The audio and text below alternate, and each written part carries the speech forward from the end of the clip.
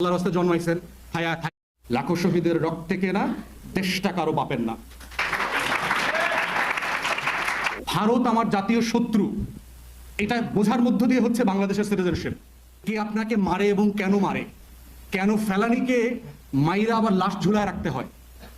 ছাগলের জন্য নেগোসিয়েট করছে, দেখছেন আপনারা? বিএসএফ বিজিবি বসে ছাগল নেগোসিয়েট করে নিয়ে আসছে, হোয়াইট পতাকা মিটিং করে, দেখছেন আপনাদের চোখে? তাহলে লাশ নেগোসিয়েট করে আনা যায় না কেন? তাহলে আপনার দাম বেশি না ছাগলের দাম বেশি? কারণ আপনার নাগরিক না। নুসরাত ফাতে আলী খানের মতো নুরা ফাতির নাচ দেখায়া, শাহরুখের গান গাওয়ায়া, মমতাজরে লালায়া দিয়া, কুদ্দুস বয়াতির চুল দিয়া ডাইকা ডাইকা ভোটে আনতে হয়। ইলেকশন কি আনন্দ ঘন পরিবেশে হয়? নির্বাচন কি একটা আনন্দ? নির্বাচন কি কনসার্ট? মহসিন হলের মাঠে, টিসির মাঠে কনসার্ট কেন হয় এখানে? কারণ আপনারা নাগরিক না। আপনারা থাকেন আর কি ওই বাঘ সিংহ কুমিরের মতো এই দেশে থাকেন আর কি।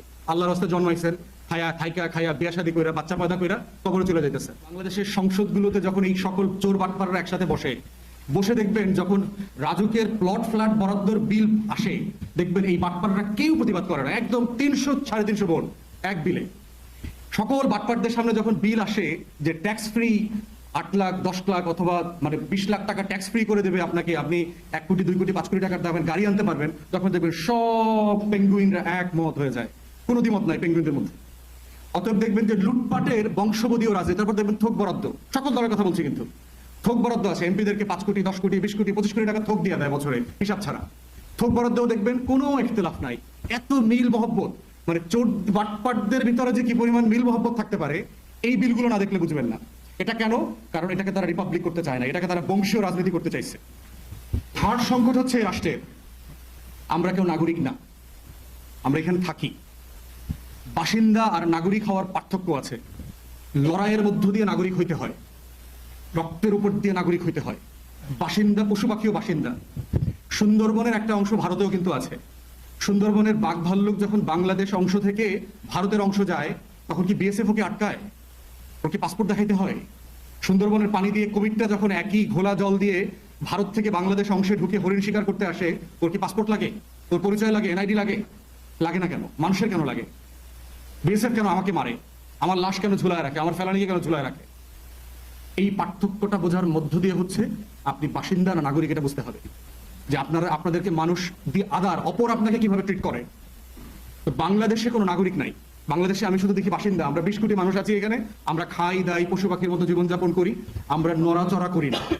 আমার তাতে কি দেখবেন একটা লেইসেস ফেয়ার অ্যাটিটিউড আছে বাংলাদেশের তরুণদের।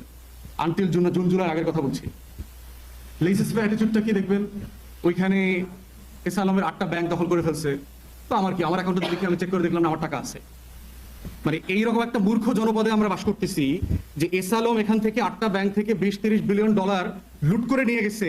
এই কাস্টমাররা অ্যাকাউন্টে গিয়ে দেখে আমার 3,10,000 টাকা ছিল, আছে তো টাকা। এস আলম টাকা চুরি করলো কেমনে? কথা ঠিক না? কারো ব্যক্তিগতভাবে কেউ বলছে যে আমার টাকা অ্যাকাউন্টে নাই ভাই, টাকা চুরি হয়ে গেছে? এই পার্থক্যটা এই দেশের মানুষ বুঝে না যে এস আলম টাকাটা নিল কোত্থেকে, এবং তর্ক করে। বহু বলদ দেখছি আমি যারা এসে আমার সাথে তর্ক করছে, বলে ভাই আমাদের কারো টাকা তো চুরি হয়নি, টাকা তো আছে, এস আলম টাকা নিল কোত্থেকে। এটা হলো নাগরিক আর বাসিন্দার পার্থক্য, ওই কুমিরের পার্থক্য যে বাংলাদেশ অংশে গিয়ে হরিণ খাইলাম না ভারত অংশে গিয়ে হরিণ খাইলাম, ওর তো কোনো সেন্স নাই। তো নাগরিক হয়ে ওঠার পার্থক্য হচ্ছে যে আপনি এই লড়াইগুলো বুঝবেন, আপনার সমাজের এই যে দ্বন্দ্বগুলো আছে, যে কে আপনাকে মারে এবং কেন মারে, কেন ফেলানিকে মাইরা আবার লাশ ঝুলায় রাখতে হয়। ছাগলের জন্য নেগোসিয়েট করছে, দেখছেন আপনারা? বিএসএফ বিজিবি বসে ছাগল নেগোসিয়েট করে নিয়ে আসছে, হোয়াইট পতাকা মিটিং করে, দেখছেন আপনাদের চোখে? তাহলে লাশ নেগোসিয়েট করে আনা যায় না কেন? তাহলে আপনার দাম বেশি না ছাগলের দাম বেশি? কারণ আপনারা নাগরিক না।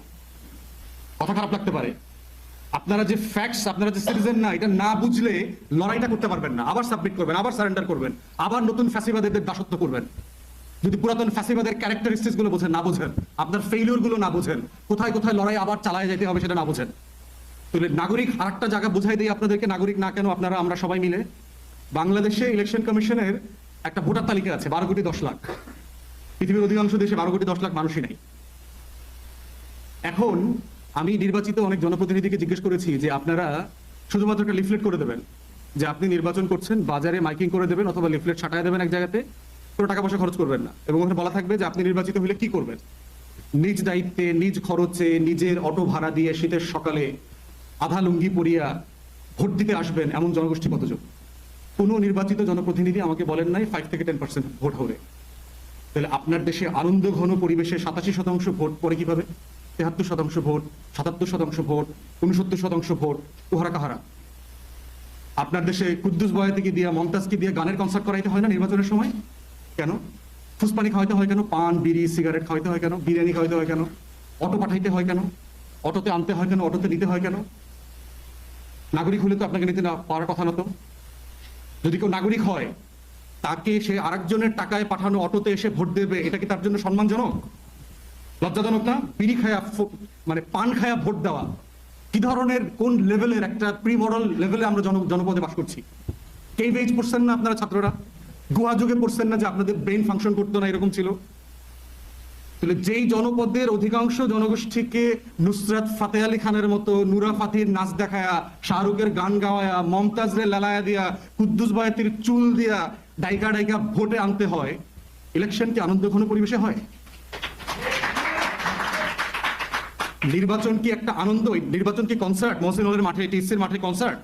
Election, politics, state, democracy, vote, এগুলো তো কনসার্ট না, সিরিয়াস বিজনেস। আমরা যারা লম্বা সময় ইউরোপে ছিলাম, আমি কোনোদিন পড়ি নাই যে আনন্দ ঘন পরিবেশে লন্ডন নির্বাচন হয়েছে, আনন্দ ঘন পরিবেশে আমেরিকাতে প্রেসিডেন্ট নির্বাচন হয়ে গেল। পড়ছেন কোথাও? গিয়ে দেখেন তো, ইংলিশ পত্রিকাগুলো তো পড়েন তো, যে ফেস্টিভ মুডে ইলেকশন হয়েছে। কোথাও হয় নাই, because election is serious business. কেন হয় এখানে? কারণ আপনারা নাগরিক না, আপনারা থাকেন আর কি ওই বাঘ, সিংহ, কুমিরের মতো এই দেশে থাকেন আর কি। আল্লাহর রাস্তায় জন্মাইছেন, খাইয়া বিয়া শাদী কইরা, বাচ্চা পয়দা কইরা কবরে চলে যাইতেছেন। নাগরিক হলো যে ফ্যাক্টস মেক করে।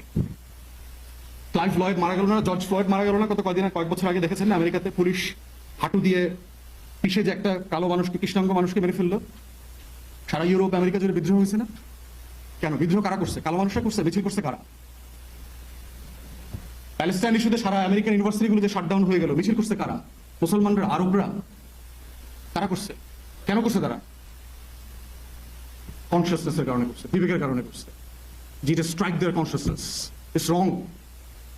আর আপনার জনপদে দেখেন, আপনারাই চিন্তা করে দেখেন, প্লাস্টিক খায়া দিব্যি, ফুচকা খাইলেছে, পানির পিক ফেলতেছে দেশের মানুষ, দিব্যি ফেলতেছে, বড় বড় এক দেড় গাড়ি দেখছি। আমি এমনও দেখছি গাড়ির গ্লাস থেকে নেপি ফেলাই দিচ্ছে রাস্তায়, ঢাকা শহরে, গুলশানে। 1.5 কোটি টাকা দামের গাড়ি চালাইতেছে, কিন্তু ওই কুমিরের মতো বিশাল দামি একটা হরিণ খাইতেছে। ভারতে বসে খাইতেছে না বাংলাদেশে বসে খাইতেছে? বসে নাই। হে মনে করে যে গুলশানের রাস্তায় ফালাইলাম নেপি, কেউ না কেউ তো অ্যাকশন নিব, ক্লিন করবো। নাগরিক হয়ে ওঠার লড়াইটা হচ্ছে সবচেয়ে গুরুত্বপূর্ণ লড়াই এই প্রজন্মের। এবং জুলাই আগস্টের গণ অভ্যুত্থানের সবচেয়ে বড় সিগনিফিকেন্ট জায়গা হচ্ছে তরুণরা নাগরিক হয়ে উঠেছে। লাখো শহীদের রক্তে কেনা দেশটা কারো বাপের না। এই কনসিয়াসনেস হচ্ছে পলিটিক্যাল কনসিয়াসনেস। এটার মধ্য দিয়েই হচ্ছে পলিটি ডেভেলপ করে, এটার মধ্য থেকেই হচ্ছে বাসিন্দা থেকে নাগরিক তৈরি হয়। ভারত আমার জাতীয় শত্রু, এটা বোঝার মধ্য দিয়ে হচ্ছে বাংলাদেশের সিটিজেনশিপ। এই রাষ্ট্রের নাগরিকত্বের শুরুর জায়গাটা হচ্ছে এই রাষ্ট্রের শত্রুকে, মিত্রকে সেটা বোঝা। এই বাংলাদেশ রাষ্ট্রের স্বাধীনতা, সার্বভৌমত্ব এবং জাতীয় স্বার্থের সবচেয়ে বড় শত্রু হচ্ছে ভারত। এটা বোঝার মধ্য দিয়ে হচ্ছে বাংলাদেশের 20 কোটি মানুষকে নাগরিক হতে হবে। এর মানে এটা না যে কালকে থেকে ভারতের সাথে আমরা যুদ্ধ করব। এইটা বুঝা ভারতের সাথে আমি সব করব। ভারতে ঘুরতে যাব, চিকিৎসা নিতে যাব, ভারতে ছেলে পেলে পড়তে যাবে, ওরাও এই দেশে আসবে, ব্যবসা করবে, সব করব। কিন্তু এটা বুঝা করতে হবে যে ভারত আমার জাতীয় শত্রু। এটার নাম হচ্ছে নাগরিকত্ব হওয়া, নাগরিক হওয়া বাংলাদেশে। এই কনসিয়াসনেস গুলো যদি একটা সমাজে পলিটি আকারে ডেভেলপ না করে, কালেকটিভ সেন্সের ভিতরে ডেভেলপ না করে, তাহলে বারবার এই ফ্যাসিবাদ হিটলার হয়ে ফিরে আসবে, আওয়ামী লীগ হয়ে ফিরে আসবে, শেখ মুজিব হয়ে ফিরে আসবে, হাসিনা হয়ে ফিরে আসবে, বিভিন্ন নামে বেনামে ফিরে আসবে এবং আসতেই থাকবে সে। কারণ সে বাইরে থেকে আসতেছে না, এই সমাজে তার জন্ম হচ্ছে, ভাইরাস হয়ে গেছে, কোভিডের মতো বারবার সে ফিরে আসবে। তো আজকের এই লড়াইয়ের গোড়ার জায়গাটা হলে বুঝতে হবে নাগরিক হয়ে ওঠার লড়াই, দেশের রাষ্ট্রের শত্রু মিত্র বোঝার লড়াই। এই লড়াইটা হচ্ছে অপরকে বোঝার লড়াই, অপরের সাপেক্ষে নিজের অস্তিত্বের লড়াই, ইতিহাসের সাথে আমার কানেকশন থাকবার লড়াই। এই লড়াইটা যদি আপনি করতে পারেন নিজের সাথে কনসিয়াসনেস, অনলি দেন বাংলাদেশ রাষ্ট্রটা স্বাধীন হবে। বাংলাদেশ রাষ্ট্রটাকে এইখানে স্বাধীন থাকতে হবে। মাথায় যদি রাষ্ট্র স্বাধীন না থাকে, সীমান্তে রাষ্ট্র স্বাধীন থাকবে না, এটা মনে রাখবেন। সবাইকে ধন্যবাদ।